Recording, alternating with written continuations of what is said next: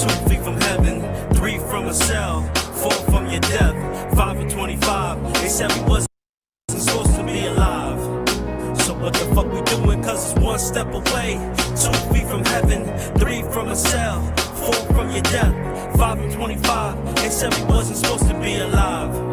So what the fuck we doing? Life starts out, life goes on. Some things right, but some things wrong. Started with a silver spoon, found out it was spray paint. Yeah, all the lines were off. No playbooks, you just get old. No recess on this game console. Feeling askew, must I console? Told most likely to succeed. No success, no definitions agreed. Just pushing, the rest is on me. Try to reroute, but the weather got me fucked up. All flights delayed. This lane I stayed till I make my own. Self-made, man, I'm trying to pay myself. Learn the difference from riches and money with wealth. Elevate myself. You gotta help yourself. Don't save these hoes. I'm trying to save myself. Try to give you GSE. This is degrees. There's substance in the evolution of me. Cause this is what we doing. Cause it's 1 step away. 2 feet from heaven, 3 from a cell, 4 from your death, 5 and 25. They said we wasn't supposed to be alive. So what the fuck we doing? Cause we 1 step away. 2 feet from heaven, 3 from a cell, 4 from your death, 5 and 25. They said we wasn't supposed to be alive. So what are we really doing? What's up, y'all? What's going on, everybody? You know that's one of my favorite Awesome Nobody songs. So yeah, man, it's almost shocking, you know, because I wrote that song years ago. I remember and when I'm you like, wrote it. I'm like, wow, you know, the scene right now in the news and in real life is crazy. Mm-hmm. I don't think it's going to go on like that. And here we are. Mm-hmm. It's just going and going. It's not stopping. It's the same thing over and over. This is the true definition of insanity, when the same thing happens over and over again with the same results. I think that what has everybody so up in arms is that we know that this has been happening. This has been happening since the inception of this country. Mm-hmm. But at some point, we feel like we might get served justice. Yeah. And we never get served justice. Never. This instance, right, and for everybody, welcome to the show. We just wanted to start off by really today just getting into what they call the shits, right? We're getting to the shit because it's ridiculous at this point. It's kind of, as Awesome just said, insane. So we are specifically speaking of the judgment that was passed for the situation that happened with Breonna Taylor. Yeah. Shout out to Breonna Taylor, repping set right here. She got the nails done. Yeah, I'm just devastated. Stand in solidarity with her because say her name. And a lot of people don't understand that. They're like, how can you sympathize with somebody you don't know?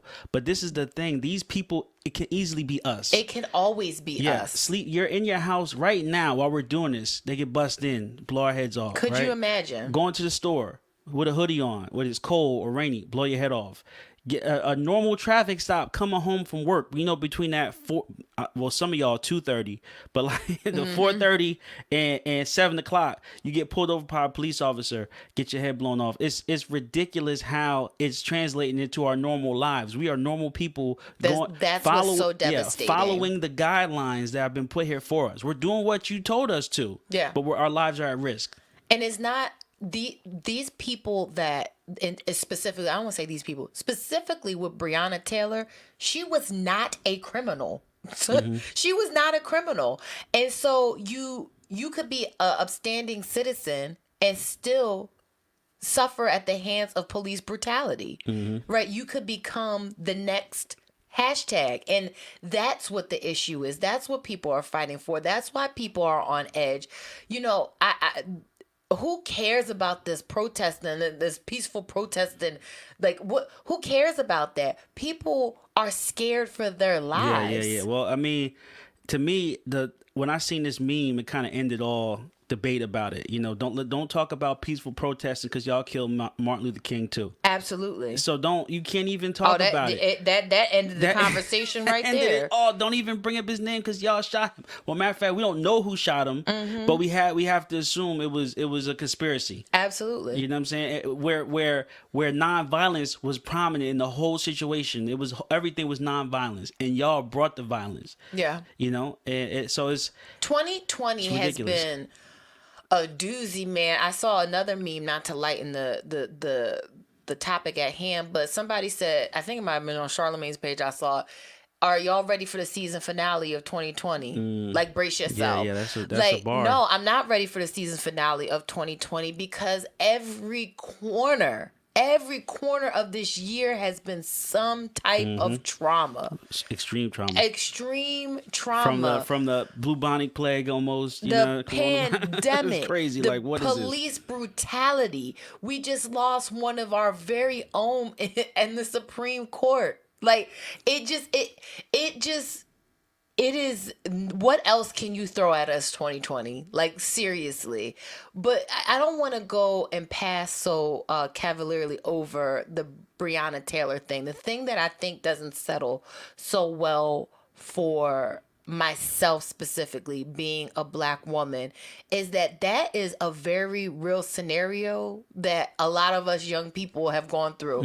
You in the house chilling, just got off of your job, you feel like you got the rest of your life ahead of you, you're waiting for your boyfriend to come home, and never in your wildest dreams do you feel like a SWAT team or whatever that was, I don't even know what that was, is going to bust into your house, and that's going to be your last days. And then on top of that, I don't know if you guys heard Angie Martinez and Angela Yee's interview with her mother that I want to say was about 2 months ago, about how much information was withheld from her. Her mom went to the police station for hours, still thinking that her child was alive. She thought that she might have been injured, but she thought her child was still alive. They wouldn't let her family go into the apartment. It just was a whole lot of missteps that when we talk about, well, she shouldn't have been dating a drug dealer and she shouldn't have been involved. Wait a minute. The last time I checked, the death penalty has to be pursued upon you, right? It's not just something that you just be sitting in your house and they say, boom, today is your day to go. That's not how that works. You're supposed to uphold the law, not execute the law. Absolutely. You're not supposed to be the judge, jury, and executioner. You're supposed to, act within the accordance of the law. I think that's what blows my mind so much of everybody's misconception about what that person should have did to get themselves out of that situation. What are we talking about? What are we really talking about? Nobody can be at the hands of the death penalty until sentenced upon, right? Like, you cannot just, this is not casualty of war. That girl is not at war. It's not the court of popular opinion. She was sitting in her home. So make it make sense to me. These arguments that people are having on social media about why she's no longer here. There is no reason why that child is no longer here. And I say child, woman, she was somebody's child. When I listened to that interview with Angela Yee and Angie Martinez with her mother, you know how close I am to my mom. I couldn't even imagine the panic that woman was feeling, not for a couple minutes, not even for an hour. It was from dawn till dusk till that woman got an answer about what happened to her child. You remember we watched the movie American Son with Kerry Washington. Yes. And it not similar, but police altercation with a black kid and was killed, and they wouldn't give her any information either as far as what happened to her son. And she's at the police station. She's begging to get information, and they won't release it because they're trying to get their story straight. Correct. They're trying to get their story straight. And there's been a lot of that going on there as well. I believe one of the officers was missing for a period of time. And then, like you said, the information wasn't given to the mother for a long period of time. And then they finally came up with a statement as far as what happened. Yep. They brushed a whole bunch of stuff under the rug. They tried to tie up a lot of loose ends and put a lot of blame, where. Talking about they were putting the report together. Yeah. What I need to know that, because that was a big part of American Son too, about how much police reporting has to be put together before you contact family and explain to family if their child is dead or not. Like that it was almost identical to what happened in American Son. I'm sorry if we're spoiling the movie for you, but that's what happened. The kid was dead the whole entire time they were in the police station. They just said we can't release any information. We can't release any information. Yeah. This was the mom and the father in the police station the whole entire time. And the father worked for FBI. The father worked for FBI. Yeah. He was a white man. White man with a black son because the mother was black, played by Kerry Washington.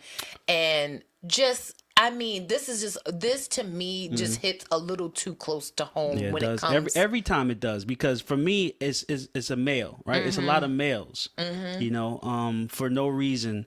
And then it goes into now Breonna Taylor, and this is a female. And there's a lot going on with females now too. Yes. Yeah, I mean, from Breonna Taylor to Meg Thee Stallion, it's just a whole bunch of things going on. This started off, and let's not forget Sandra Bland. I know there's a million of these names, but Sandra Bland was pulled over for a headlight or something out. I can't even remember what that was.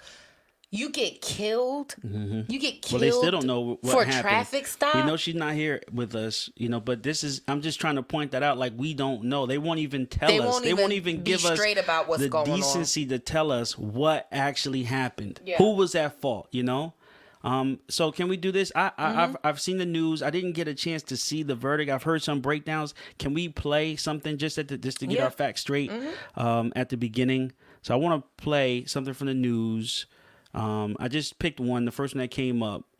So I'm asking you to make a donation before the September. And then we're just going to play and hear the news take, and then we'll discuss afterwards, you know, what pretty much what they said.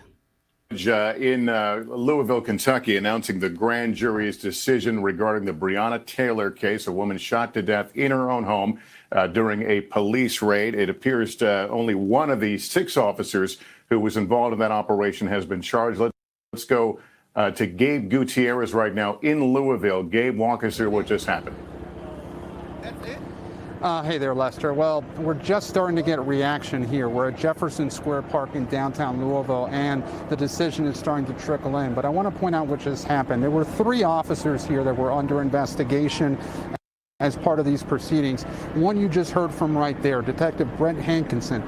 He is significant because he is the only one of those 3 officers that had previously been fired. In his termination letter, the police chief wrote that he had wantonly and blindly fired into one of the apartments. So he was appealing his termination, but it appears that the grand jury, the only officer that the grand jury has returned an indictment on, has been Brett Hankison for the lesser charge of wanton endangerment.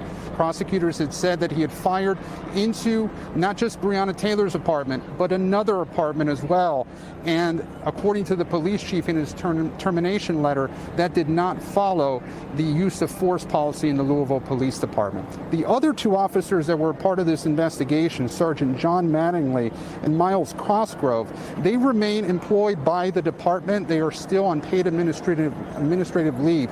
Lester, what's significant here is that we did not hear any charges against those 2 officers.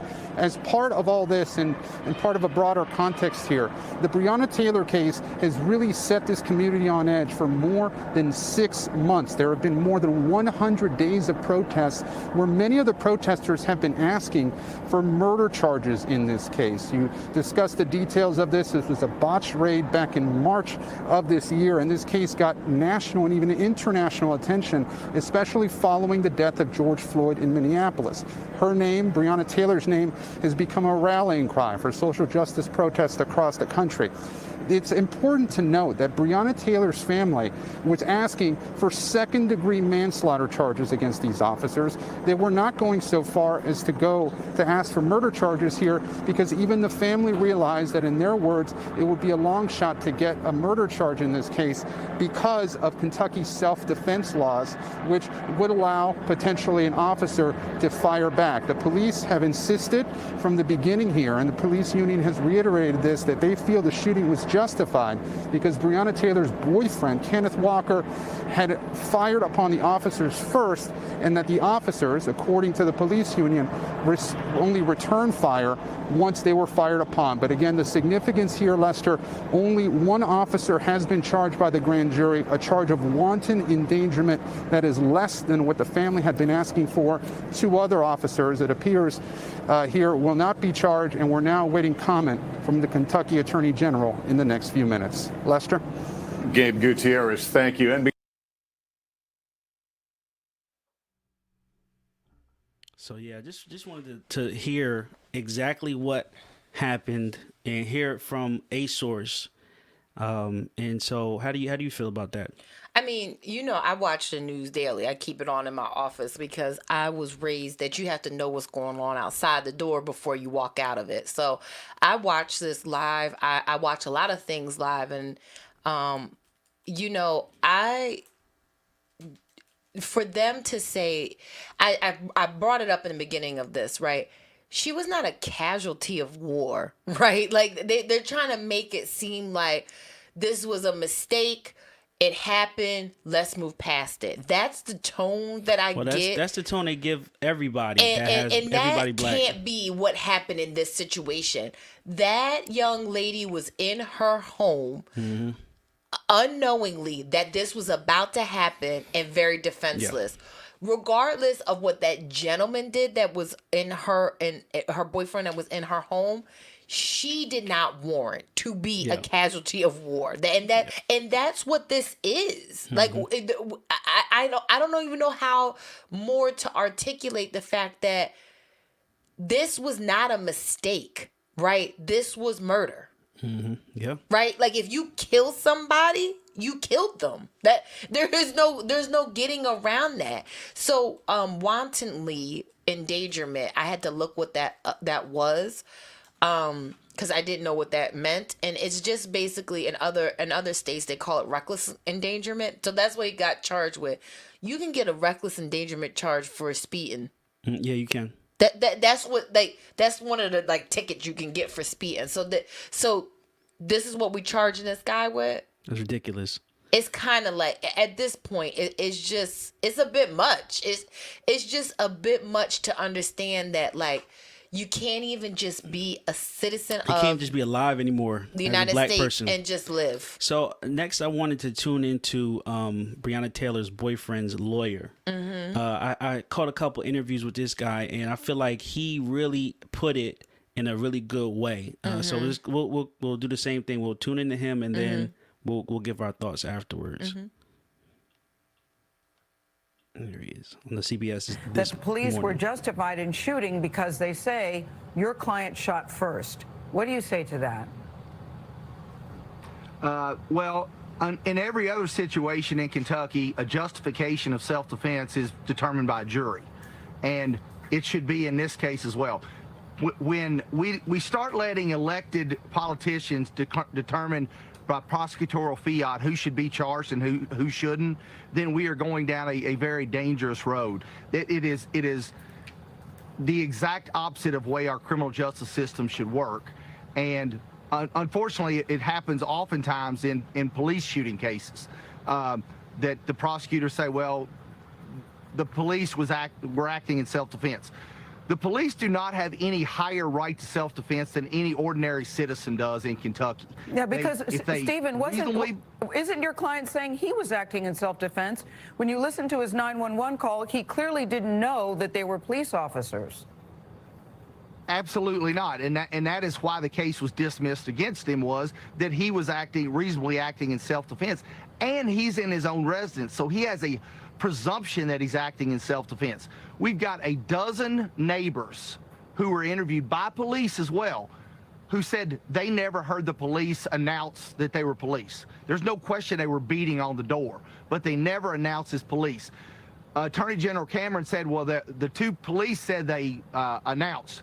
So we're going to start taking the word of the targets of the investigation as exculpatory. But they also said, Stephen, they also said they had a witness who said that they heard the police announce themselves. Yes, and that witness, that witness, Gail, was interviewed by the police 3 days after this happened initially. And he stated, I did not, exact words, did you hear them announce as police? He said, I never heard anyone announce as police. He was subsequently interviewed 2 more times over the next month by law enforcement, LMPD law enforcement, and he eventually says, yeah, I may have heard them announce they were police. In fact, I saw a uniformed police officer. That's after the shooting had already occurred. There seems to be some confusion, too, Stephen, about the ballistics in this case. What do you know about that? What the ballistics shows in this case? Well, I know the ballistics done by... I know what the ballistics done by the Kentucky State Police show, and that it was whether or not Kenneth Walker's shot hit Sergeant Mattingly, it was inconclusive. I've got the documents, and Attorney General's got, Cameron's got the documents as well, but I don't know why he wants to play these games about talking about small portions of the evidence and not releasing the entire file. Release the entire file and let people make their own decisions, which is the same thing of indict them, apply the presumption of innocence, apply the rule of reasonable doubt, let them go to trial, and if they're acquitted like everybody else, fine. But do not, by prosecutorial fiat, say they're innocent, they're exonerated, and I'm going to decide they don't get prosecuted. Well, there are still... The other thing about it is, Gail... Yes, sir. ...is the issue of self-defense justification in Kentucky law does not apply when you kill a third party. If they're acting in self-defense on Kenneth Walker, as they claim, they don't get to kill Breonna Taylor as well. All right. Ended on that one, man. They can't do that. The facts are the facts. The facts are the facts. You know, the funny thing for me to have as many friends that are lawyers, I don't know a lot of the jargon. I know what some of it means. I know what a lot of it means, but you have to hear it from a lawyer. I can't put it together like a lawyer. Structure, but he said exactly what I didn't even see that clip. Yeah, I've seen other clips. And that's exactly what I was saying. His message, he's been keeping it real the whole time. The law is the law. Yeah, his message was absolute. I mean, as far as the breaking the stand your ground, the knock, the no warrant, and when they were really talking about with the firing into place because they were saying that there was multiple shots, right? And I believe that what he was saying, the police officer was shot. Breonna Taylor's boyfriend only fired 1 round. But there was multiple shots and multiple people hit. So they were saying, like, the reason why they were saying, like, they were trying to get their facts together because the cops were shooting each other. Yeah. It's wild. It's wild. I mean, when you think about this, we are not protected. No, not at all. We're not protected at all. I mean, when he said that young man acted in self-defense, and so therefore the police acted in self-defense, he said a third party can't be involved. Yeah. Therefore, you can't shoot Breonna Taylor. You can't just go in there willy-nilly and shoot up the club like they say. You can't. You can't do that. It's just it's on a whole nother level of wild. So the claims against Breonna Taylor's boyfriend, I'm sorry, I don't know his name. They only refer to him as her boyfriend. But the charges against him have been dropped. I think they're Kenneth. His name's Kenneth. Yeah, he claimed self-defense. And you know, he originally was on there for murder, but that was attempted murder, but then that was dropped. So now he's actually suing the police department. As he should. As he should. The family of Breonna Taylor did get that $12 million settlement, and that was by I want to call him now the celebrity attorney, Benjamin Crump. I might not be saying his last name right, but Crump. But he's really you guys know him if you see him. Yeah, he's been on every single one of these cases. You know, and I wanted to mention his name because that's what we need. Yeah. Somebody to stand up and put their skills to use and say, listen. He gets flued out. Let's talk about wherever this. The problem is, he's there. And he doesn't even really look like the high class lawyer. But he's a high class lawyer. He's a real high class lawyer. You know what he looked like? He looked like he lived through the civil rights era. That's exactly what he looked like. He get the job done. He ain't here to play. Huh? That's what I'm saying. He ain't here for the play. And so I'm very thankful for him for just being stand up in all these situations as far as due diligence. diligence. That's a word right there that a lot of people don't have. You do your work, do your research, and get to the bottom of these things. Know your rights. Know your rights is had important. Posted, we love the internet, and the internet sometimes overcomes us.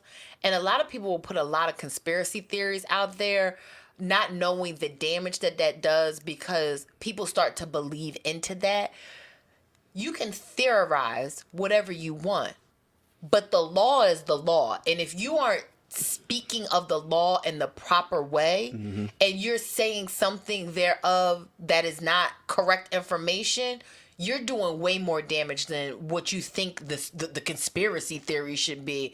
A lot of people don't even know their Miranda rights. No, they don't. There needs to be and so a class called law. I can't even talk. I can't even have a dignified conversation with somebody that doesn't even know how legislation is passed. Right? Yeah, there needs to be classes. Even. You missed the bill on Capitol Hill. Called law. Yeah, come on. And practical law, right? Applications of law. Everybody's these poli-sci. Let's just forget the poli-sci and go straight into law, knowing your rights, absolutely, protecting yourself in situations, and applications of the law.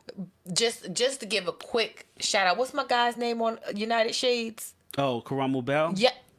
How good was that episode? That little girl, we were watching the public school system. Yeah, we've been going through the Karamu Bell United Shades of America. Yeah, series on CNN. Yes. And we still got a couple more episodes left, but he's been given a great view of everything. Racism in America. Yep. Yeah. From small towns to big cities. So we were looking at the public school system one, and he was in Cleveland, I think. Cleveland, Ohio. And they were talking about how vocational schools are like null and void. So there was a law program, and the little girl, she was giving them the facts, and she might have been in 10th, 11th grade. She was given the facts. That's what we need to see more of, because we need to protect ourselves. Yeah, we do, and we're trying to protect ourselves within our rights of the law, and it always doesn't work for us, and that's the problem. That's the problem. I mean, this is just horrible to see. It's horrible that it continues to happen. It's painful to see this happening to people that we can relate to, that could be us. Yep. And we really want it to stop. That's really what we want. I mean, and when it comes to making our voices heard, where people don't normally listen to us, how can you do that? Yep. The protesting is a way to get attention, but it's not. It definitely shouldn't be an outlet for violence. Now there needs to be reform. But there needs to be a way to be heard and be taken seriously. Yep. And that's a fact. These issues are not just, blacks killing blacks, or just, another dumb person dead. No, these are real people that could be anyone, and that we're not gonna stand for this injustice. So it's past time for a change. It's time for revolution. We need a full upgrade. We don't need any more improvements. I always says it. He's tired of these Band-Aids. Yeah. Show me the new product. Look, let's take it and let's give me something new. We don't need these upgrades anymore. We don't need these extra charges for the same thing. We need whole new plan. For sure. Now, whether that's starting from the top, because a lot of these laws and Bill of Rights was written in a time where it was only written for a certain person, for white people, honestly. And so we need to look at that and inclusion and add more inclusion language around it. Actually, I didn't expect this, but when we were watching the basketball game the other day, one of the commentators, and I didn't remember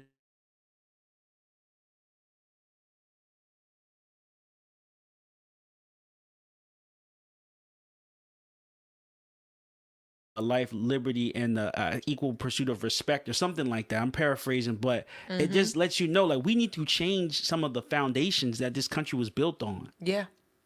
For sure. Not to exclude anyone, but to include more people.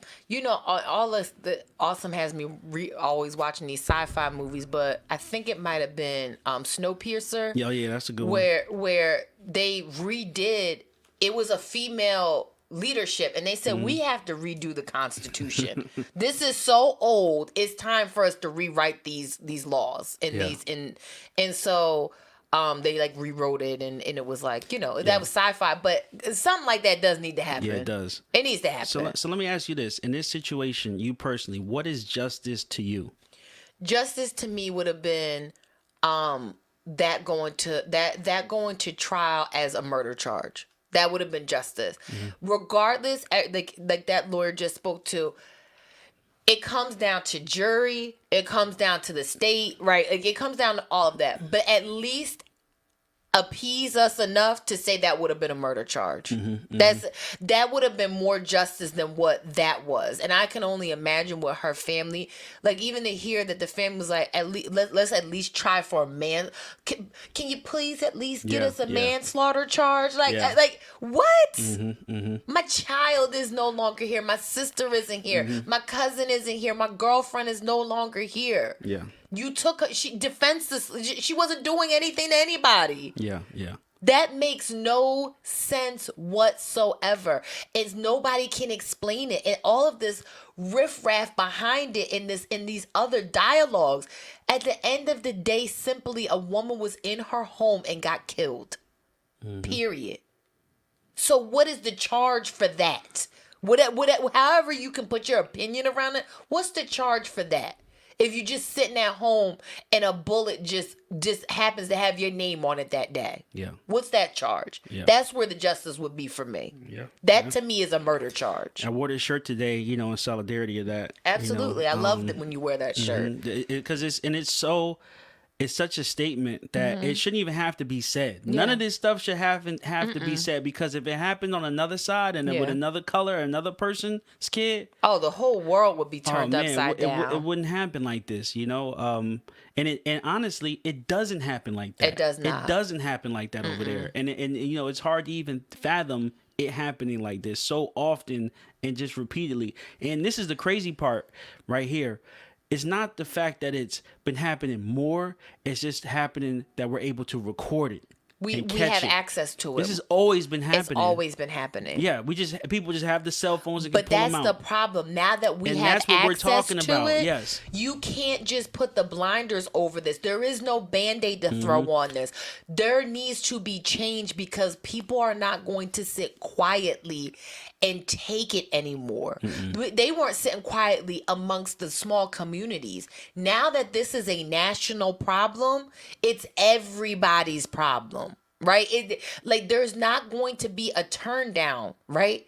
This is only going to escalate from here until real change happens. Yes, you're right.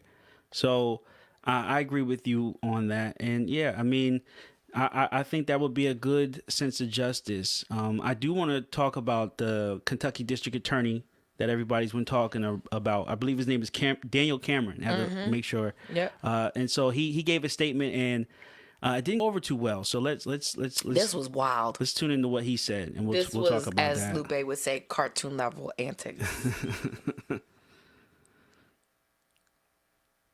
We will do what is right, and at the end of our investigation, we will do what is right. We will find the truth.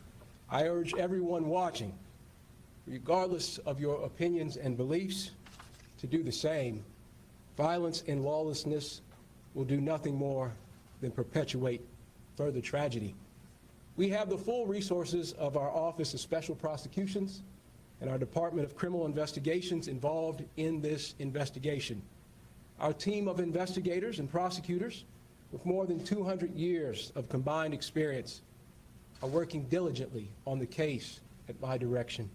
As the Chief Prosecutor for the Commonwealth, my role and the role of my team is very different than that of a civil or criminal defense attorney. I have a specific obligation to see that anyone accused of a crime is accorded procedural justice, and that guilt is decided upon the basis of sufficient evidence rather than public opinion. I take this responsibility very seriously. We are not going to strike foul. That was the part that other lawyer was talking about, because he wasn't releasing all these files out to the public. And he in turn was saying he didn't want the public to navigate the story. Yeah. No, but they didn't. I'm saying it wrong. Narrate the story, right? He didn't want them, because they still had to pick like the jurors and all of that kind of stuff. He said that was his job to uphold it.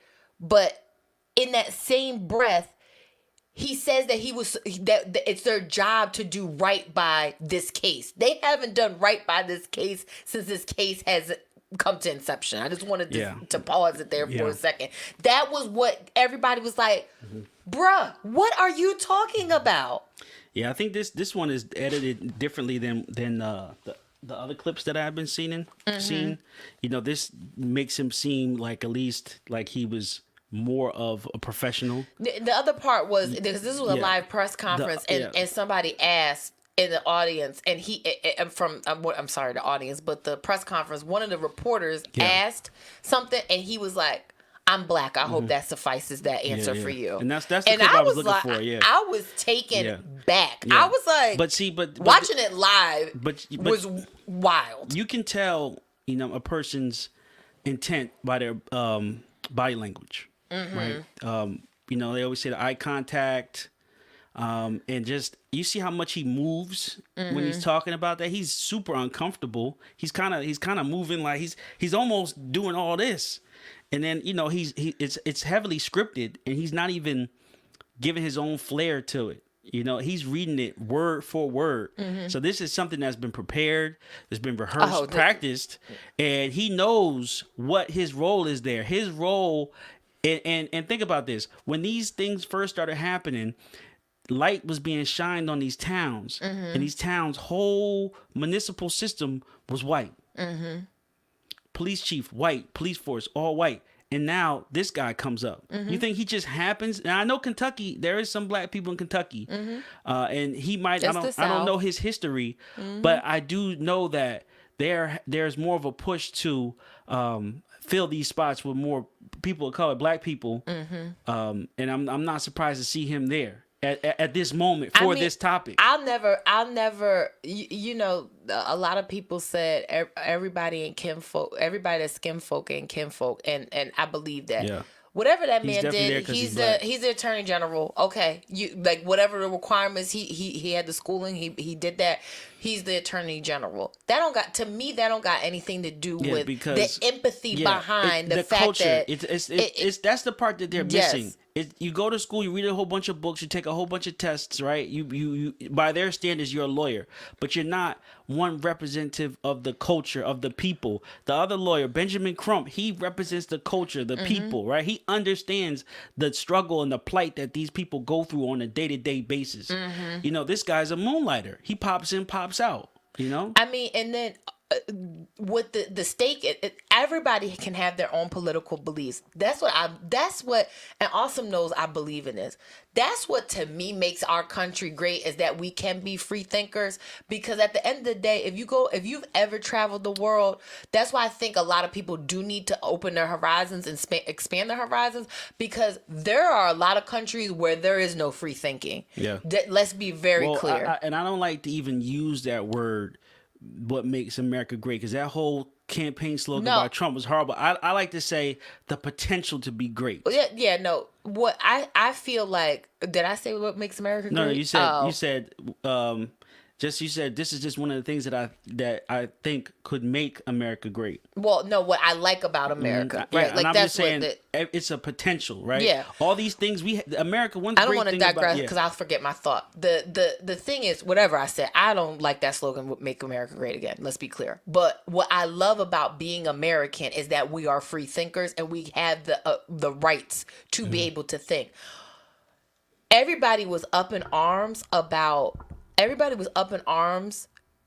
him. He spoke at the Republican convention, right? You can have your own political beliefs, but don't sit up here in front of the American people and say that you didn't speak upon this because you didn't want to sway any decisions one way or the other, but then you sat in front of America in the Republican convention and swayed a whole party. Yeah.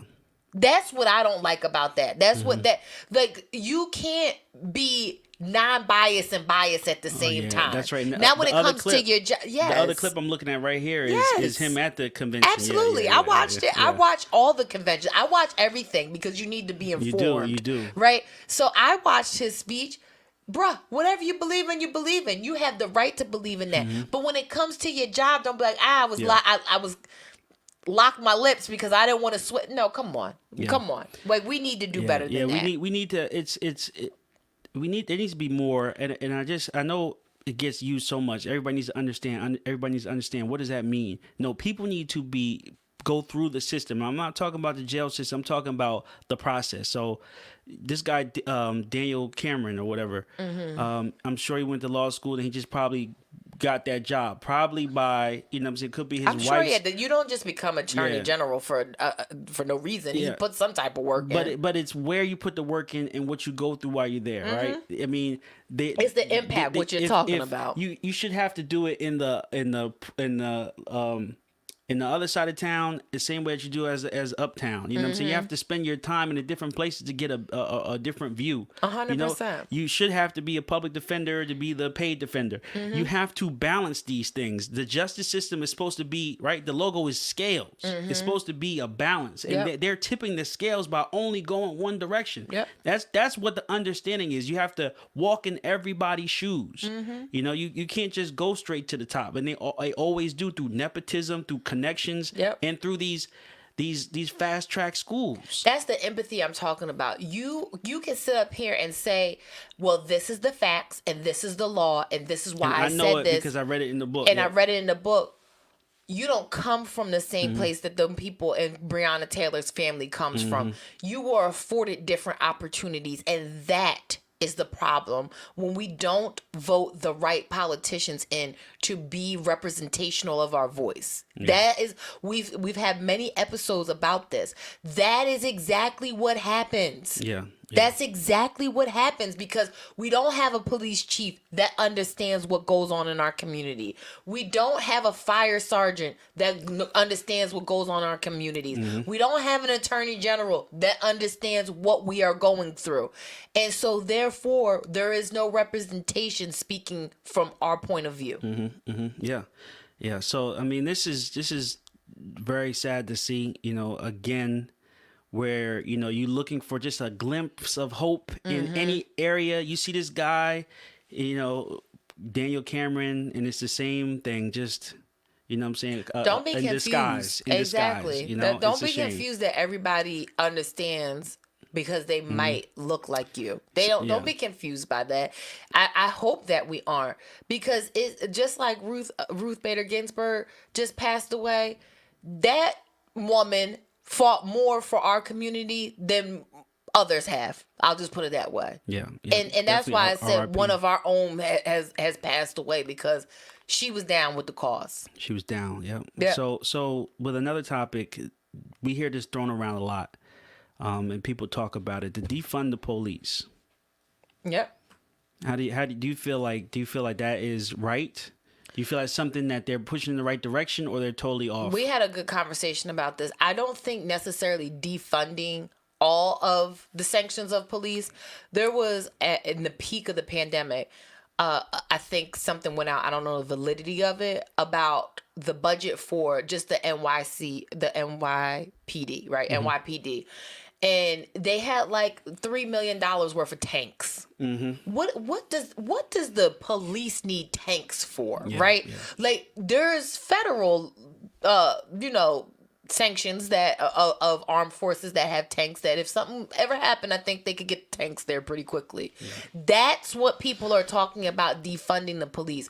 I believe that we need to reallocate funds in the police departments. That's what I believe. I think that we need to do better training, obviously, because they are still scared.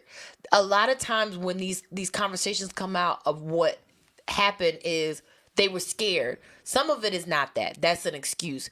But I've been in situations where I've seen scared police officers. I've been in riot type in riot type situations where it was at a festival ground and a concert, and the police had no idea what to do.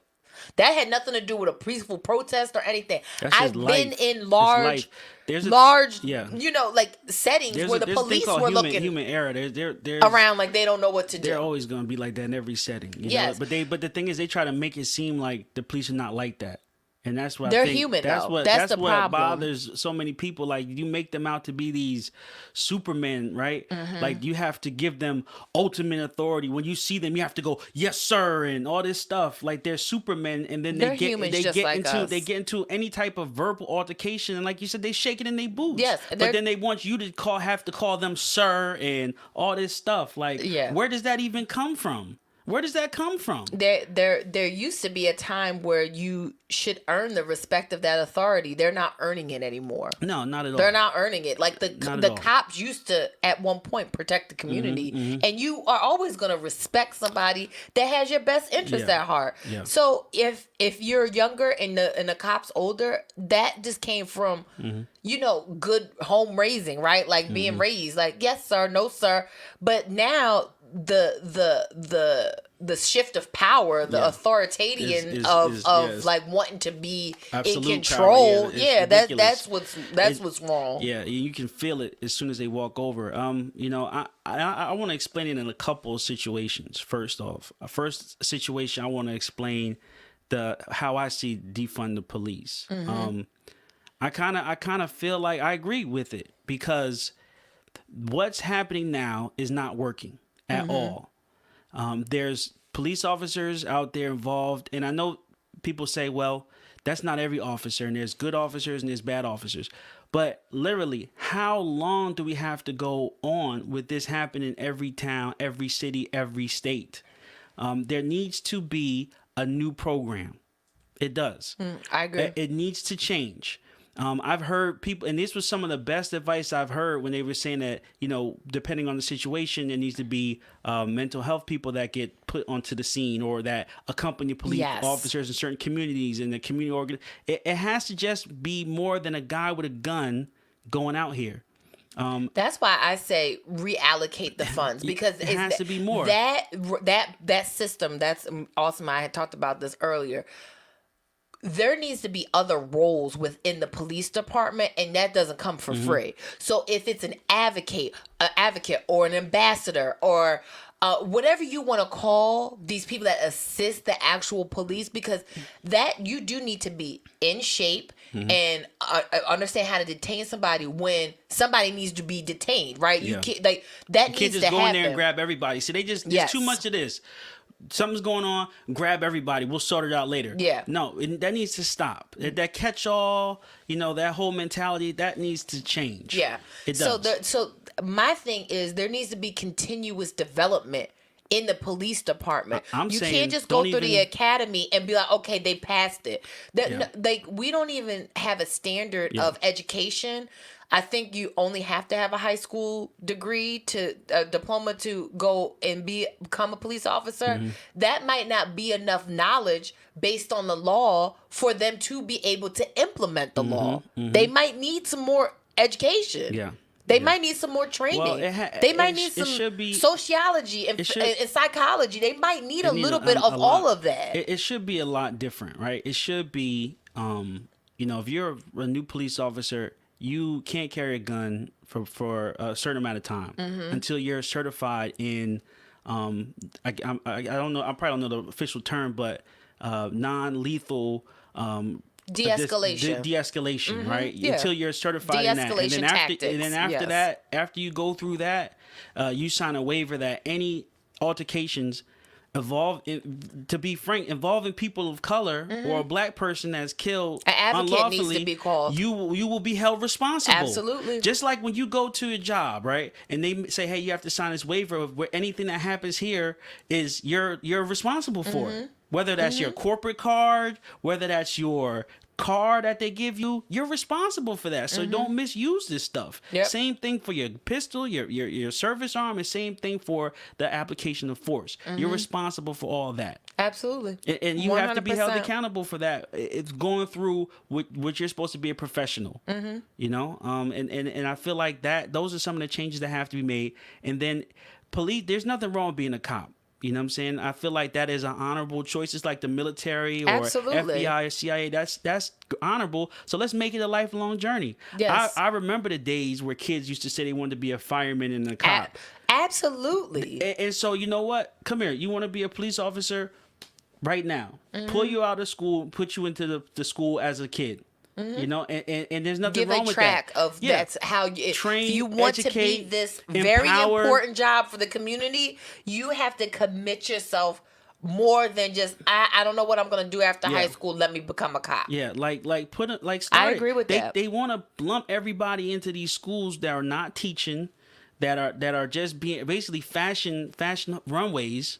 You know, unless it's like a private school. Let's start basically asking the kids or what they want, and let's get some programs for them, some Absolutely. growth. I agree. That's why that's why I believe in reallocating those funds, because that everything takes money, right? Anything great that we've ever seen, the iPhone, that took a lot of time, energy, education, and money to make. But see, if we're going to all that reform, stuff goes towards consumption. But if we're going to reform systems, it takes money as well. This is what you're talking about. Let's. It's time for change. No more upgrades, right? It's time for actual change. Systematic change needs funding, right? And that's what I'm saying. You know, I understand where that premise of defund the police, and more so than anything, I feel right now they need to be some increase of funds for educational purposes. And I hear a lot of people say, "Oh, well, if you defund the police, when you call them, they're not going to be there." Listen, if I had to call the police, they wouldn't be there anyway. I keep it very 100. They would never be there. You know, I wish. I don't want to call my mom right now, but my she'll go in. My dad had a ruptured brain aneurysm, and our county told us, we lived on a corner plot. Our house was on the corner of two streets, right? So the street that was in front of our house was one street, and the street that was on the side of our house was another one. They had told us, because 911 was redoing the district and how the calls were made, that we needed to change our address. Mind you, we had this address since I was born. And so they said, no, you need to be the main highway address. So they changed our address to the main highway address. Do you know my dad has his ruptured brain aneurysm? We called 911. They couldn't find our house because they changed the address. Yeah, it's a joke. This is what happens, right? That's a real live story that I'm telling you that I've experienced. My dad could have lost his life that night because of something like that. These are the systematic changes. Always. These are things that happen in real life. When we think about it, like somebody's just sitting in the back office like, hey, today I think we need to change this because this will make sense. But you know, when you go, if we would have had that old address, I bet you the cops would have been there like that because they knew that address. When you go into these offices, they're all bored.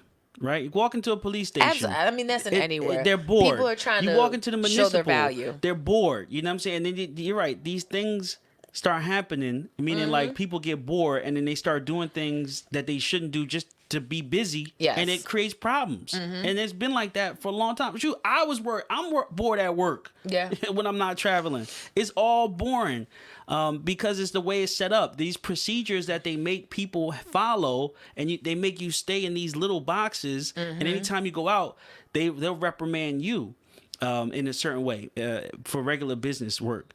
But it's a shame that, you know, the real change goes unheard and unchanged. Yeah. You know. But the second thing I wanted to talk about was my firsthand dealings with the police.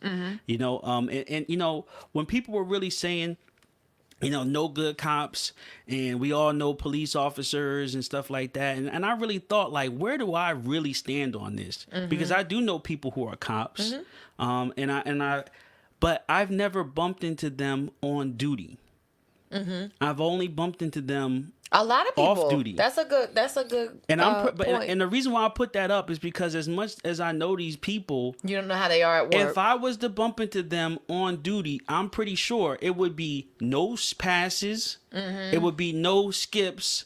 And who knows what would happen for real?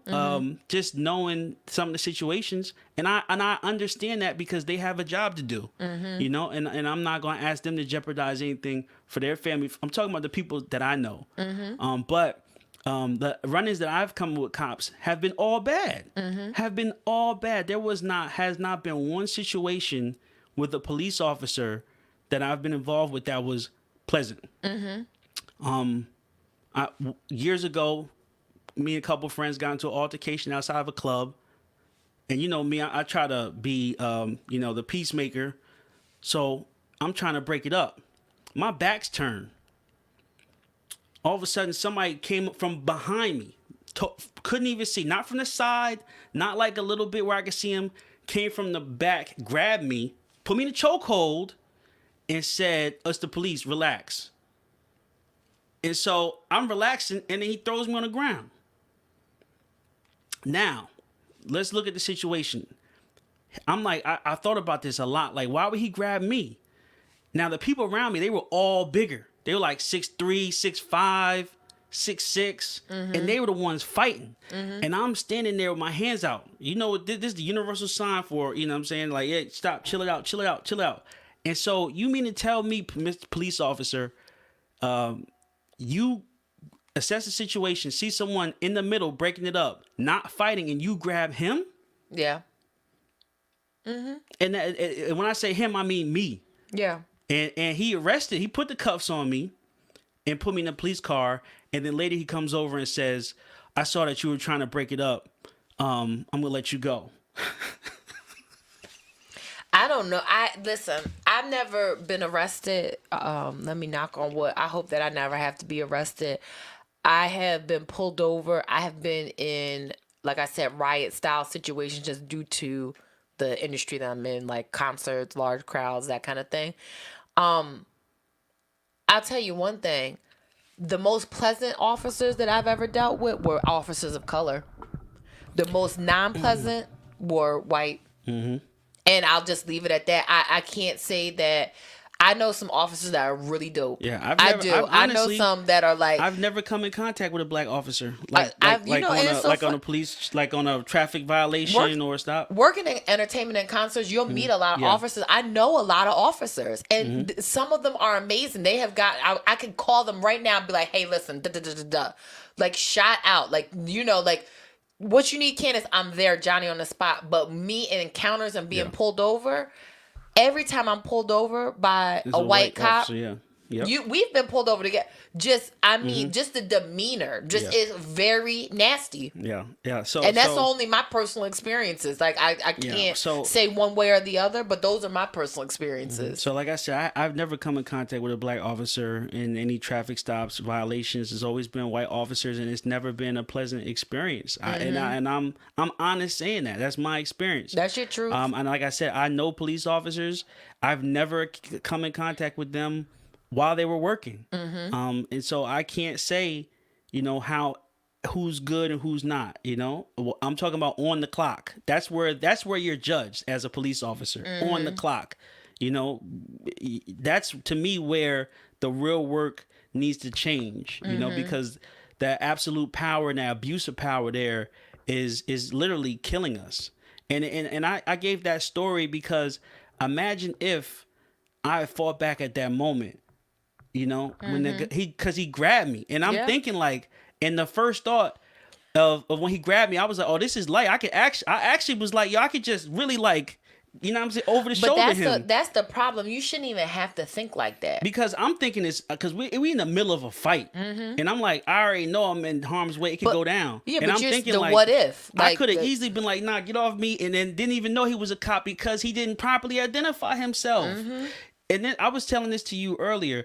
The uniform is supposed to mean something, not the gun. Absolutely. Everybody can have a gun. I have a gun. I'm licensed. It should be the prestige of having that job. It really should be. It's about the uniform, the military. What do they say? The uniform, the flag, the colors don't bleed. It's about the uniform. Yes. Seeing a police uniform or police car should be enough to pacify any situation. And you shouldn't even have to pull your gun out. If you have to pull your gun out in a situation that's not threatening, there's a problem with and this is what we're here for to talk about. And the issue is, the police is united. They are a united front. Look, the radio is the fastest thing in the city or any city. If something happens, all they have to do is get on the radio, and guess where the radio is? Right there. And literally, the wrath of God can come down on you. Yeah, absolutely. So you don't necessarily need to blow somebody's head off when they're handcuffed. And the thing is that I appreciate their united front. And every time that one of their union reps or somebody, whoever they come on there and they say, you guys will not diminish the uniform. Nobody's trying to diminish the uniform. They're not using it. But then they'll go on to say that one bad apple shouldn't spoil the bunch. People should respect that police put their lives on the line every day to protect the community. Absolutely. But acknowledge that bad apple. That's all people are asking for. Yeah. Stop trying to sweep this stuff under the rug. Yes, it's just like anything. You're going to have somebody that is corrupt. That should not diminish everything and the hard work that the other part of the unit is doing. But the unit has to realize who the cancer is and identify and acknowledge it. Mm-hmm. That's all that anybody is asking for, is that somebody come forth and be like, this police brutality thing, these people that have done these things, yes, we don't agree with it. And that's why people are so escalated, because nobody has the empathy nor the communication to say that. Mm-hmm. Nobody from that end is saying, listen, we get it. We understand why you guys are upset. Where's that person at? Yeah. Instead of you being on the defense and saying you guys are coming for us and this, that, and where is the representation to say no? Because we understand on that side, there isn't. The representation is all on our side. Because I mean, anytime you watch let's say a movie, right, where somebody's either forced with making a ton of money or keeping it real, mm-hmm. they ultimately end up keeping it real if that's in them. Mm-hmm. They can't fake that financial gain. They can't fake that what's in them for that financial gain. Mm-hmm. So the people that you said like that, or that are sticking up for us, mm-hmm. they're on our side. Yeah. But the financial power, the money power, mm-hmm. is what the voice becomes heard. So mm-hmm. because they're not on the money side, their voices isn't heard, or the impact isn't felt as fast. Yeah. It takes a while to be felt, but not as fast. Now the superficial person, like this guy Daniel Cameron, who is fake, who's on their side, who's not on ours, his voice is heard instantly. Mm-hmm. And he's putting out a message, and at first glance, yeah, they look like us, but nah, they not us. Mm-hmm. They're not us. Mm-hmm. And it's a shame. It is a shame. Continue to have impact and know how loud your voice can be. Make sure you guys go out and vote. It's very important for everybody to go out and vote for this election. Like I said, the one thing that I love about being American is that we have all of these rights, because you go to some other countries and it's very clear and evident that they don't have rights. We need to utilize all of our rights. We've had many episodes, conversations on this platform where I'm like, our ancestors fought. We happened to just watch Harriet. I couldn't pull myself to go to the movies to watch it, but we watched it at home yesterday. To be looked at as property, when they kept saying, my property, my property, you stole my property, and they were speaking of humans. We fought that fight to not be looked at as property, so we need to exude all of our rights and make sure that we go out and we vote. And that is a right that has been given to us, that has been fought, that people fought long and hard for us to have. So don't make sure that you don't just give up on that. Yeah, well, I mean, we got to have a full voting conversation one day. Mm-hmm. Because you're right. There's a lot to talk about. With voting. But I do agree. I just think people need to educate themselves about the voting process. And that's what I was going to say. I mean, you got to do back to that word again, due diligence. You gotta look into everything. You have to investigate the Democratic candidates. You have to look into the Republican candidates. You have to find everybody's message. Yeah. So I mean, well, this is of course a trying time, but we're pushing through it one day at a time. Yeah. And just the best and the blessings for Breonna Taylor's family. Absolutely. For Breonna Taylor herself, and for her boyfriend in the situation, and everyone that has gone through something like this. And we'll keep everyone in our prayers. Absolutely. That family is in our prayers. Make sure that you guys check out my blog, CandiceDavisOnline.com. I'll probably put some stuff up there in pertaining to that. And Make sure that you follow us on all of our social media. Yeah, we got this. Let me see over here. We got this. Oh yeah, right there. Right there. Hey, so we got this little scan bar. If you guys scan it right now, and I'll wait. I'll wait. Just pull out your phone, right, and go to your camera and scan it, and then click. Just open it up and put it at the screen. It'll take you right there. It'll take you right to our Little Miss Entertainment stuff. You can watch our past episodes. It'll link to the podcast. We're trying to make this really simple for you guys. You know, so you don't have to search and find where our stuff is at. Yep. But I didn't want to go just yet because there's still a couple other things going on too. Yeah. Do you want to roll into that, or do you want to stop? We can roll into it. Okay. You know, the timing, you know, like I said, the Breonna Taylor case is going on right now. But then we also have the other guys, Tory Lanez and Meg Thee Stallion. Dun, dun, dun, the face. She's like, man. You gonna be able to edit it? Yeah. Okay. I mean, first off, the timing. I think that's what most people were talking about. We did hear some about the content too, but how do you feel about the timing? Do you feel like he shouldn't have put it out right now? I'm not gonna lie. I'm not as well versed on what's happening here. So okay. I know that he put a mixtape out. I did not hear. I guess he went on live. My stance on this is gonna be very short and sweet.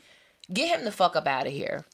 That's all I have to say about it. Like, I don't even want to really give him any time or attention because it doesn't warrant it.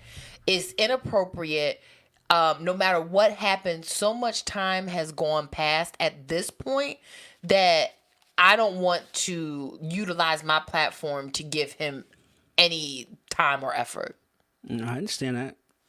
It's definitely a topic of debate because I kind of feel the same way about this like I did at Bill Cosby. If somebody's guilty, if he did something, bring him up on charges and send him to jail. Like justice in its truest form, right? I'm actually more happy that they brought Bill Cosby up on charges and convicted him than him just being guilty in a Twitter court. Yeah. You know what I'm saying? I agree. And that, to me, that bothers me because somebody can say something about me and just on Twitter and then I'm just guilty and then I'm canceled and you know what I'm saying? Like, and it's not even, it couldn't not even be true. But you have the opportunity, and I'm just using you. If you are a multi-millionaire platinum recording artist, you have every resource available, including a Olivia Pope level PR team, to put out a statement. You do not let something like this go for like 3 or 4 months. And he was brought up on charges, but then released on bail. Obviously, you were charged with something, right? Yeah, did they announce it or no? I think it was some type of assault. Yeah. I don't know what the charge was. It could be but released on bail. It's public record. We can pull it up. If not, you guys do your due diligence. It could be accessory. Doesn't matter. The girl said she was shot by you. Period. You didn't even deny it, right? Like, you didn't even deny it. At that point, so I did listen to the song. I did see the recaps, and I did hear from his side. I did see Meg Thee Stallion go on her live, and I did hear her say that he shot her. Yes.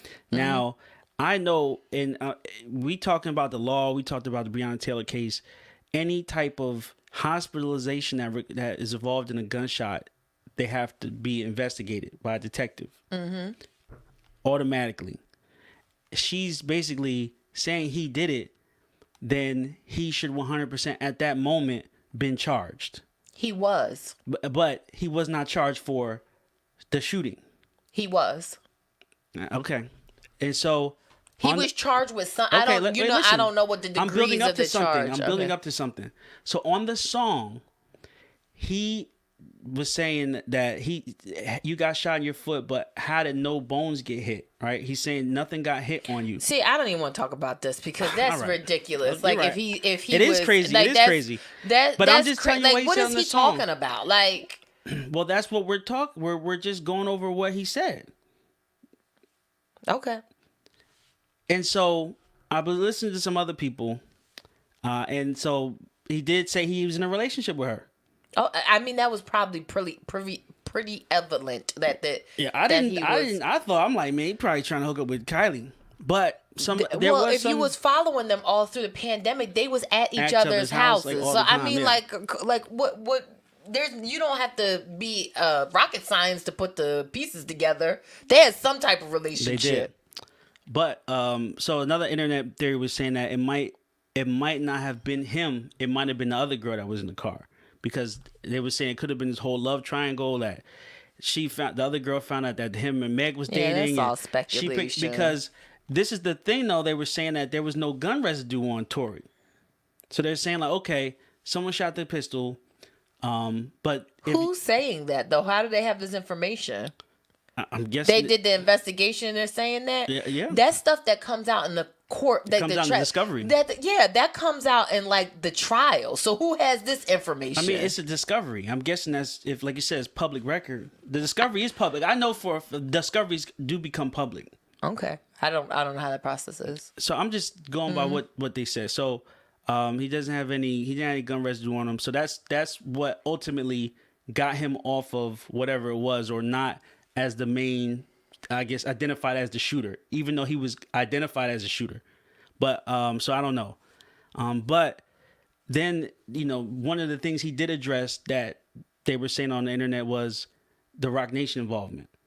So Tory basically said on one of the songs that the PR company at Roc Nation was the ones who were prolonging everything and changing the story. I mean, it's just hard for me to believe that.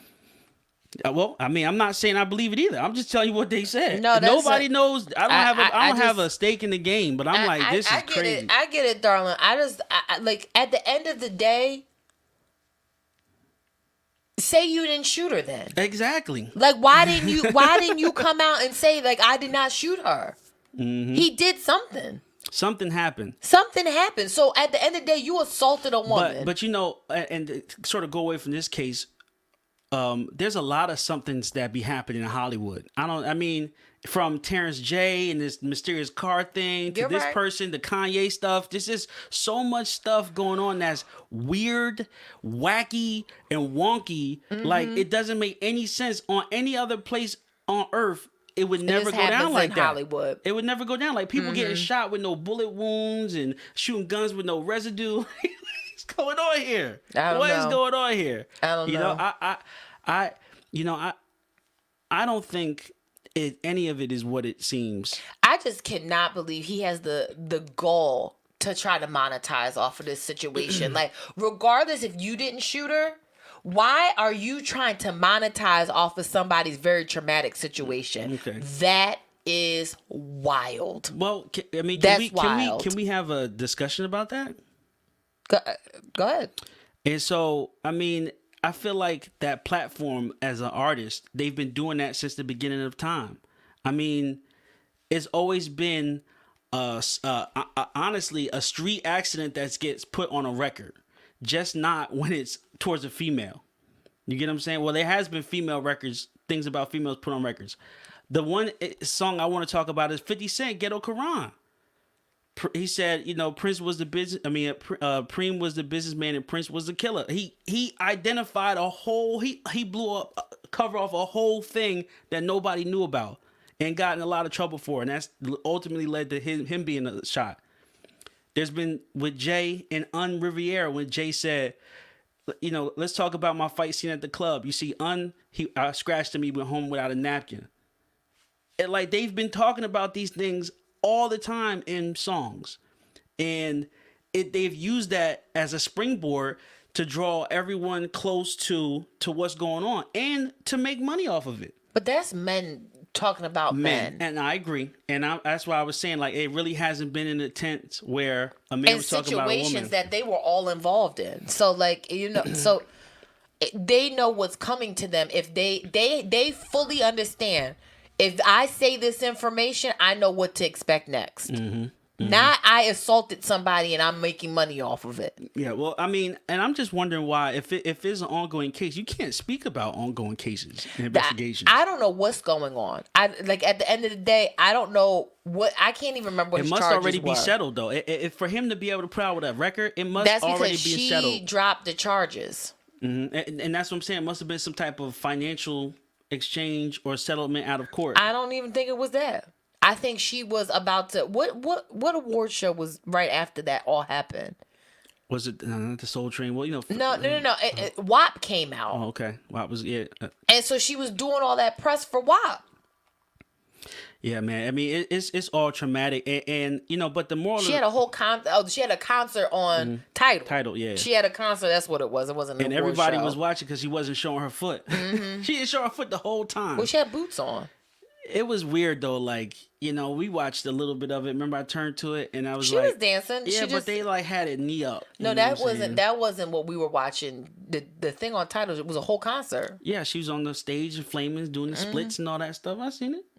Yeah, but I mean, the moral of the story is that it's too much stuff going on to women, about women, that doesn't need to happen. They're 100% right when they say protect and respect our women. And no one needs to be anything at this time. We need to come together and, for one, get through this pandemic. We need to prevent further pandemics, and then we need to all come together and, like the words of Rodney King, can we all just get along? No, I think, yeah. Like I said, I ain't gonna give him no shine on my platform. It's messed up. Until whatever information comes out, I hope everybody stays blessed in that situation because they need a whole lot of prayer. But it ain't looking good from the aesthetic of it. That's what I will say. Yeah. There's a couple other things you want to go into, or sure. How you feeling? I mean, your guy. Well, I'll say all our guy because my man Kanye has done a lot for music, but he teeter-totter so much.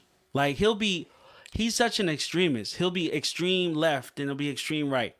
I do think that what he was saying about the record contracts was actually really good. I think this is the old Kanye that everybody loves. But this is what they talk about with the bipolar, right? He has glimpses of his old self. Like, that is true. That is the Kanye that we know from College Dropout there. I mean, how strong is that? For just a tweet can change so much. Yeah. We tweet all the time.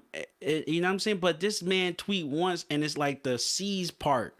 I mean, I don't know if you guys know the legal ramifications behind him actually exposing those contracts. No, what was it? No, they're confidential documents. Oh, you're right. That ain't for nobody's eyes to see. I mean, all of them documents say for confidential use only on the bottom of them. I'm sure them images have been taken down. I'm sure the internet has been scraped, but once it's out there, it's out there. You're like, I want the same contract Kanye got. You're like, well, you about 900 billion streams short. I mean, it is very eye-opening. It is very eye-opening. I've seen a lot of bad contracts in my life. I've seen a lot of good contracts too. Can you tell one story? I mean, there's nothing like in particular. Like, it'll be splits, right? Like, it'll be like how much money somebody gets. It's just very simple. Like, why is the company getting 80% and the artist is getting 20%?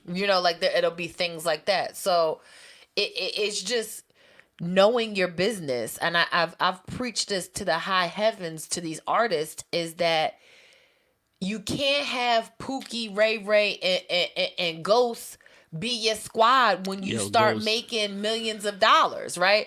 You need if you don't yourself, at least get your cousin who has an accounting degree. Yeah. At least get your cousin that is going to law school to help you through this, because that is why when you get into 7, 8, 9 figures of making money, right?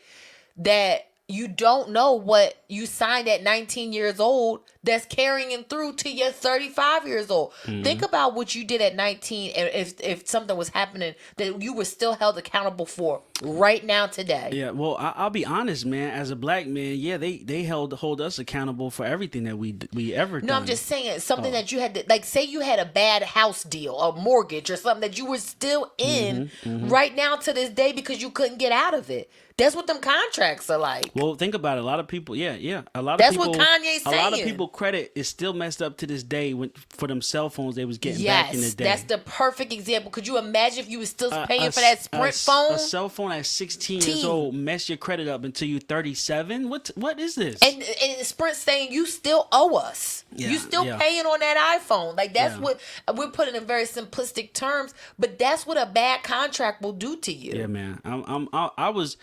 I at one point I refused to pay what they wanted me to pay for a cell phone, and everybody called me crazy because I was like, yo, I'm not paying I forget who it was, Sprint or whoever, $100 a month at the time.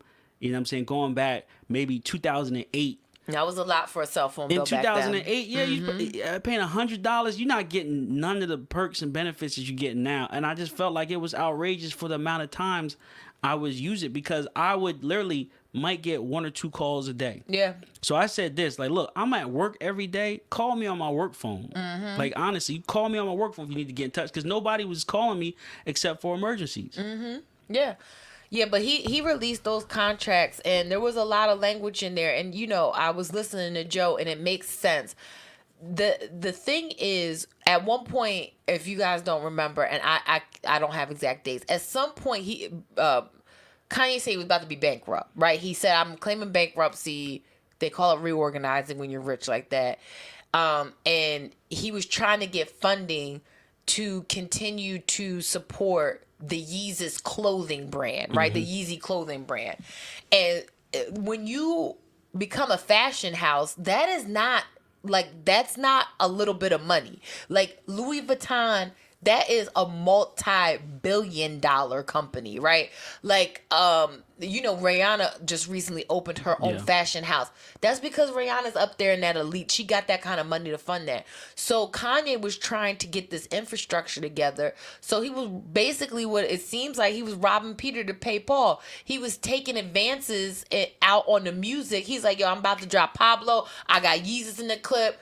What was the other one? Yay, whatever. He's like, y'all will recoup this money, front me this money right now.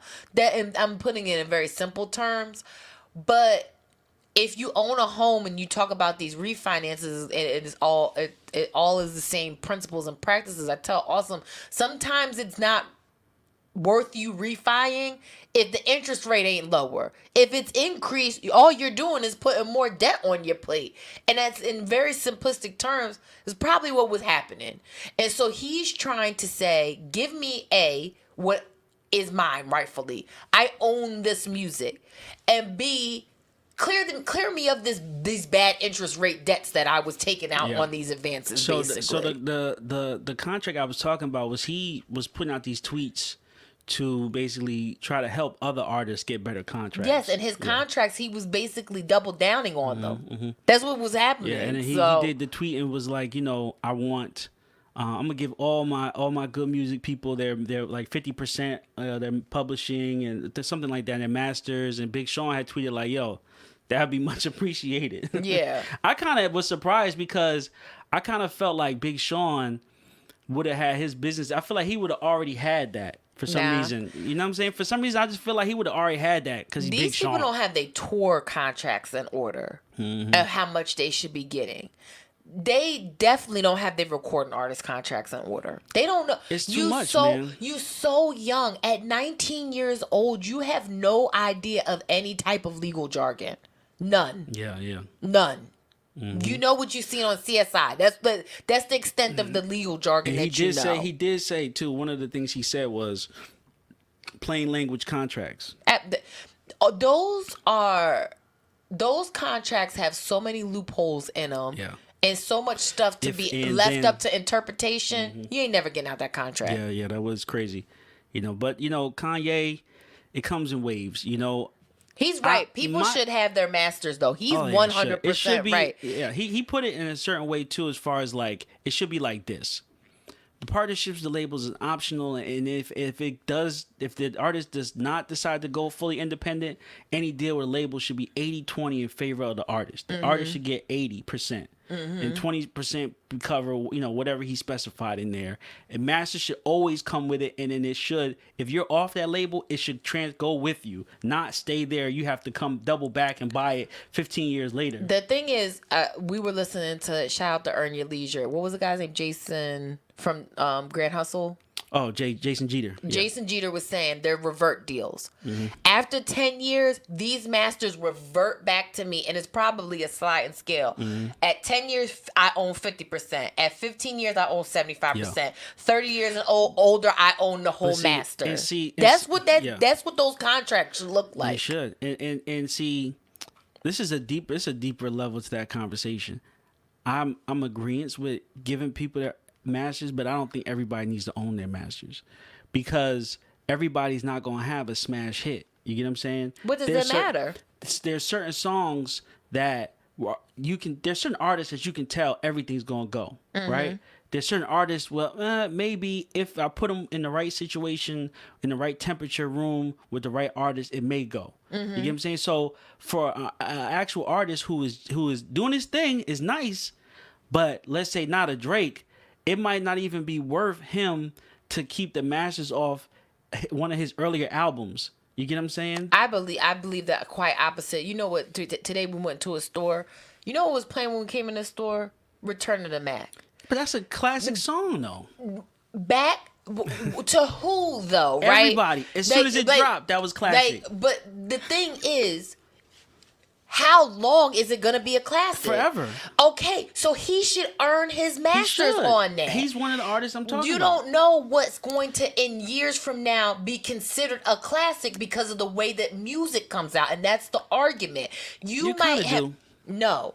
Music comes out so hot and heavy. It's coming in hot that we don't even get to listen to whole albums. Alicia Keys just dropped the album. In 30 years from now, a song might get picked up off of that Alicia Keys album that turns a whole movie soundtrack into a hit. Should she not own that? Yes. That's the thing. So you can't pick and choose who owns their masters. Well, this is what I'm talking about, because what we saw happening with this is we saw every artist, and I'll call them mom and pop artists, local Joes from around the block, was having these conversations and forcing to get their masters, right? And I'm talking about now. So these companies who are still very much, you need a record deal, they're like, yeah, I'll work with you but I want my masters, and they're kind of getting themselves taken out the conversation. Where, like who? I don't like. Give me an example of maybe somebody. Jarreau. You don't even know who he is. Okay, so Jarreau, right? If we don't know who he is, and he signed a record deal, and he's like, I want my masters. The label owns his masters. Let's say he completely flopped. He never recouped his budget. So the only way that they can recoup that money is to own the asset. The asset is the masters. But if it's not worth anything, what do you have for it? But darling, you know how this goes. They're selling it in video games. They're selling it to European movie soundtracks. They're selling it wherever they can get the money back. You know how the record business works. But this is what I'm saying. Like, by them having these conversations and they're shorting themselves. So instead of maybe the label's like, look, he wants his masters, so we're gonna give him literally a 6-month deal. Whereas if he just let his masters go at this point in time, they might give him a 2.5-year deal. You get what I'm saying? Like, but don't what does it matter? Short yourself out for a product that you know is not gonna be a classic. Like Hove, okay, everything keep classic. Kanye, everything keep classic. But somebody like Jarreau, saying just take the money and run and let him keep the masters? I'm saying be smart about your business and grow, right? Don't just put all your eggs in one basket. Don't think you're a Hove when you're a Jarreau. But the thing is, if you're Jarreau, you don't need Def Jam to make you Hove anymore. You need a machine. There are artists, I do believe. But that's why I'm confused, because I do believe that there are some artists who need a machine behind them. I do. And some of them are still going to flop. And some of them are still going to flop. And those are the ones that don't need to really own their masters. Now, I'm not saying give it all away, but they don't need such a large percentage. The Dream, he sold some of his masters. You get what I'm saying? Like, they are valuable. So if you can use that cash, if you can negotiate, leverage. It is. I'm just saying, it's like credit. Use your masters to negotiate the deal that fits you. Don't just keep your masters, because then if you have them, they're not worth anything if they're not getting those spins. But you can go out and sell the song. You own the rights to it. But this is the thing. If you have the songs and you're trying to go out and nobody's like, this isn't nothing, we can't do anything with this. But if you leave it with the label, if the label is licensing it to, like you said, the video games, the Disney Channel movies or all that stuff, then it increases the value. So even though you might be in an 80-20 split with the label, right? You get 20%. That masters has $1 million value because they license it 3 or 4 times compared to when you have it, you ain't licensed it at all. But in your scenario, if you flop, you're not getting that money till they recoup back off of that budget. You wasn't getting it anyway. No, but you got an advance. Every artist gets an advance. Yeah, you're right. I mean, that's if they decide to take one. But yeah, you're right. Do you see what I'm saying? That's why. But I thought the advance battle. the advance was the marketing budget. That's no. What I thought. Advance it's an advance on your sales. That's what an advance is. The marketing budget is different. Okay. That's an expense that they are going to recoup off of your budget. Your advance is your advance on your sales, but you get a budget as an artist, and they recouping all of that before they give you a penny of anything else. Okay. Yeah. So. Yeah, but I mean, I just wanted to talk about some other things too that was going on. The Tory Lanez thing was big right now. The Kanye thing is big right now. Kanye also released some new music. Oh, I didn't know he released that. See, that's what I don't like about Kanye is that he just puts it out there. Huh? The thing is, his message is a good message, but it has to come also with the intent and the action. Yeah, that's right. That's where he sometimes fails at what he's saying. Not sometimes, all the time fails. Man. It's like, yo, we hear you. And you got us going, but then he doesn't ever. The follow through is not there. Nah, it's what do they say? It's too ambitious. You know what I'm saying? Like, there's nothing wrong with being too ambitious. You speak of this all the time, though. It's the celebrity. They don't live on planet Earth. No, they don't. They don't. There's literally a million people telling them yes. Yes. Every day it's like, what do you want? How can I do it? Man, how can I serve you? Everything you do is great. Lupe actually put it really good. So if you guys he's been really Lupe has been very vocal during this pandemic. He's been going live. If you guys go on YouTube and just type in Lupe Fiasco live Kanye West, he did a whole section about Kanye, and he basically said it like he put it like this. He said Kanye basically seen some stuff that the normal person would never see, that pretty much drove him his bipolar over the edge and made him crazy, by some people that became super rich that made themselves crazy, that were in an industry full of even more richer people who themselves went crazy. You get what I'm saying? So it's just like a evolution of crazy. He's like, there's people out here doing stuff. He said houses and cribs you can't even believe. Full size statues in there that was supposed to be at the MoMA. I'll tell you, eating vintage food that they only eat once every 6 years, and they're doing like these huge excursion. Like, it's ridiculous stuff that will drive you crazy, that lets you know like there's no limit to life. Correct. Now, I'm not saying that makes it right. I'm just saying like it just elevates your mind. It takes the glass ceiling that you thought there was, and it pushes it up. There is no ceiling at that point. For them people, no, it's none. It is none. It's none. Your wildest dream. I mean, they're buying everything for sale. The most beautiful woman, the fastest car. And if it's not, they're having it made. They're having cars made with engines so big you can't even drive it. It just makes a heck of a noise when you start it up. Like, it's all type of insane stuff. Yeah. We watched the movie Ford versus Ferrari, right? Yes. The Ferraris is crazy. Horrible cars, burning up, blowing up, 10s and 20 drivers getting killed. It's still the most expensive car. It should be the least expensive car, as many times people was killed in them, as far as racing and how they just made them. And it's crazy. It's crazy stuff. Yeah.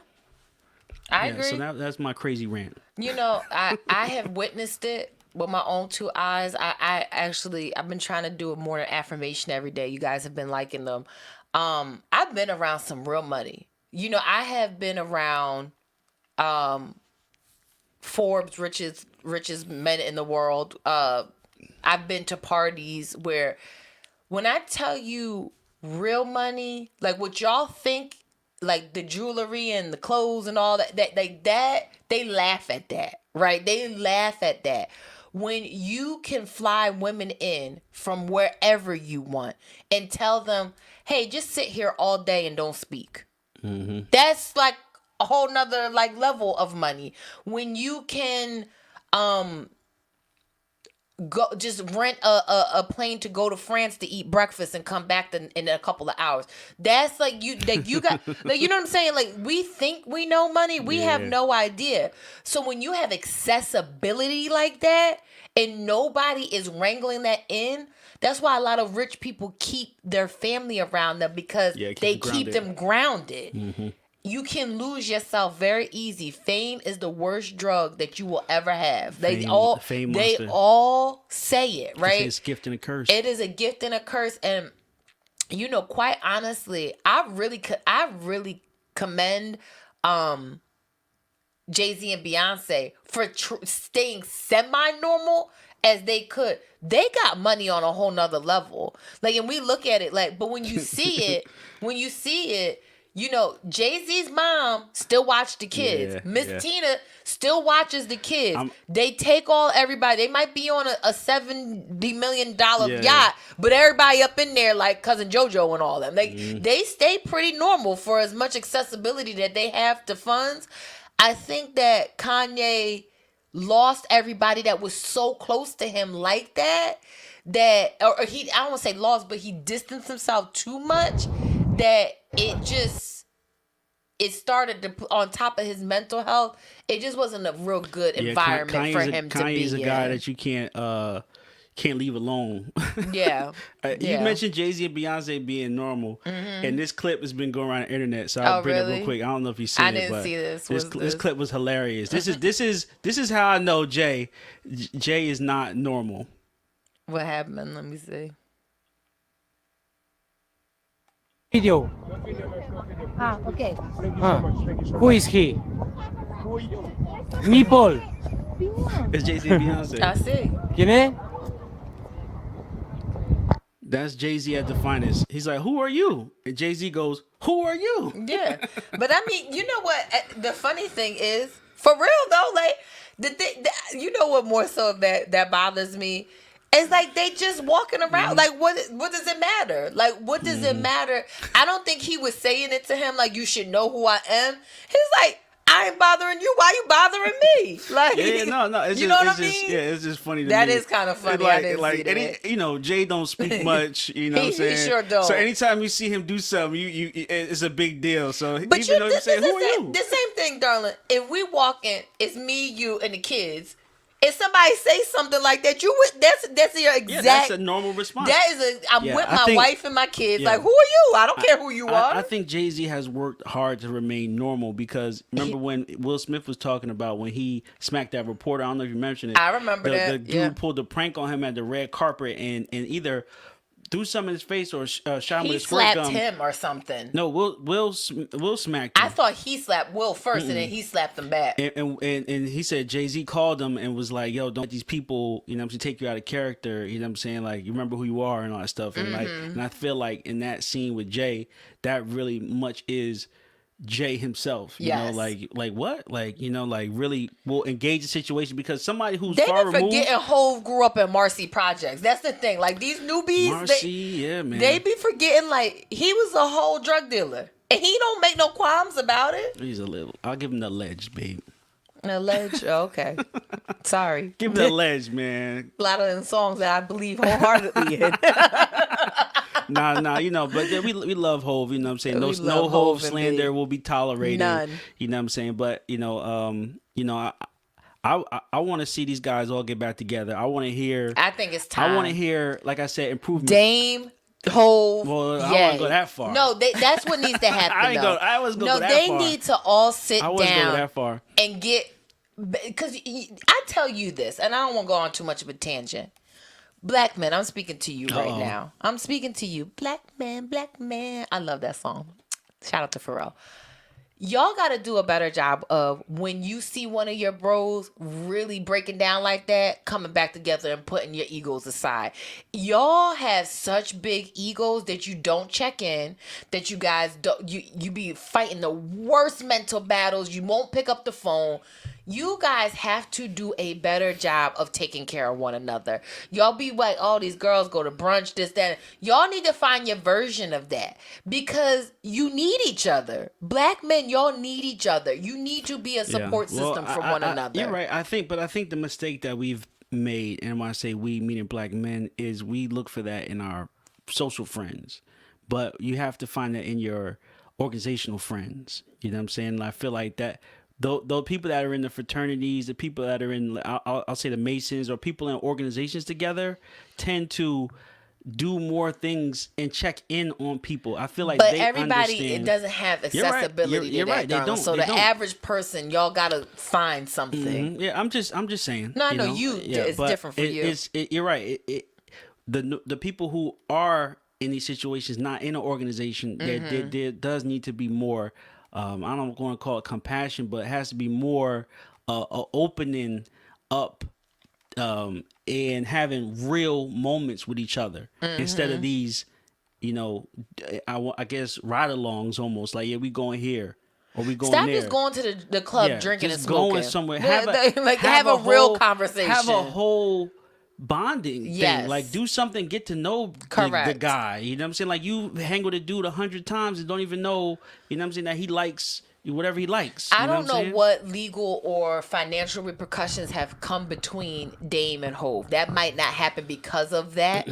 But if it's something that's reconcilable, I would love to see them all come back together. I have a different viewpoint on that. I'm all for relationships ending, especially long-term relationships. I agree with that. Reason why I say is because if you've been somebody's friend for 20, 25 years, you know what I'm saying, you'll always have that time. You get what I'm saying? That's a long time already to be a friend. And I'm not saying that you should just throw the relationship away, but sometimes you realistically do grow apart.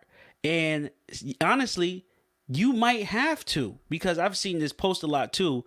Start hanging with people that are support your future, not people who support your past. But they made the culture. That's the thing. They all billionaires, basically. Mm-hmm. I'm not talking about them. I was kind of going back to them. Like, there's no reason, honestly. Everybody's family is healthy. Everybody is paid. That's what Jay-Z said. He said a whole bunch of millionaires milling about, you know. Yeah, like, the thing is, I really honestly, and I'm Hove biased, so I'll just say that.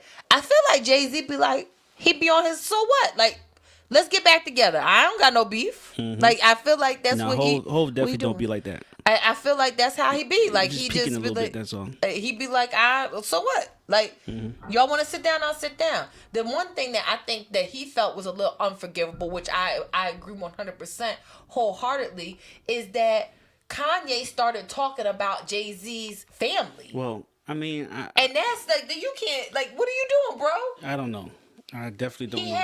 Darling, you keep saying you don't know. This man was on a whole rant about Beyonce and Blue in a concert.